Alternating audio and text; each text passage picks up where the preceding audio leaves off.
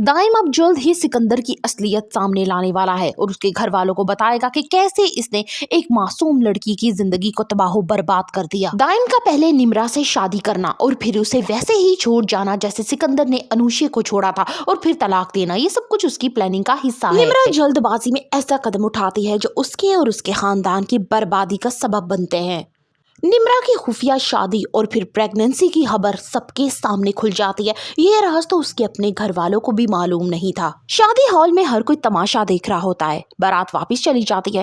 फरीद हमदानी की तबीयत बिगड़ना शुरू हो जाती है। अरमीन वही शादी हॉल में ही निम्रा को पीटना शुरू हो जाती है। यहाँ पे सिकंदर और हमजा बड़ी मुश्किल से उसे छुड़ाते हैं। घर जैसे ही आते हैं एक सफे मातम बिछा होता है कि ये आखिर निम्रा ने क्या कर दिया। सिकंदर निम्रा से पूछता है कि उस लड़के का मुझे नाम बताओ और एड्रेस बताओ, मैं उधर जाना चाहता हूँ, उससे मिलना चाहता हूँ।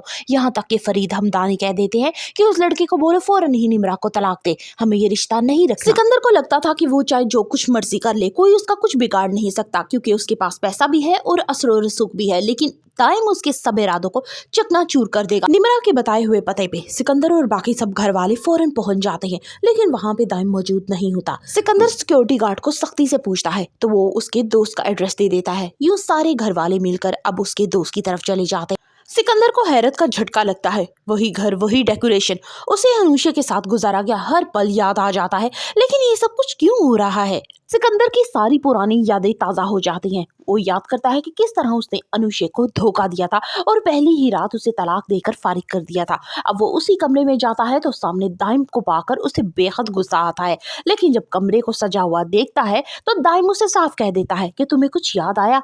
डेकोरेशन थोड़ी कम है लेकिन है तो वही। सब घर वालों के सामने दाइम सिकंदर की पोल खोलता है और उन्हें उसके काले करतूतों के बारे में आगाह करता है कि किस तरह से मासूम अनुषा को इस घर में लाता है, उससे निकाह करता है और शादी के अगले ही दिन उससे तलाक दे देता है। वो रोती रहती है। यूं ही उसकी बारात चली जाती है और वो खुद सुसाइड कर लेती है। अनुषा की खुदकुशी का सुनकर सिकंदर और अरीशा के पैरों तले जमीन निकल जाती है। अब उसे समझ नहीं आ रहा कि ये सच है कि ये झूठ। दाइम निम्रा से शादी सिर्फ बदला लेने के लिए करता है। अब उसका पीछे क्या मकसद होता है और वो कैसे अनुषा को जानता है, आइंदा अली वली के साथ बहुत दिलचस्प होने वाली है। Further reviews of Mohra, kindly subscribe my channel.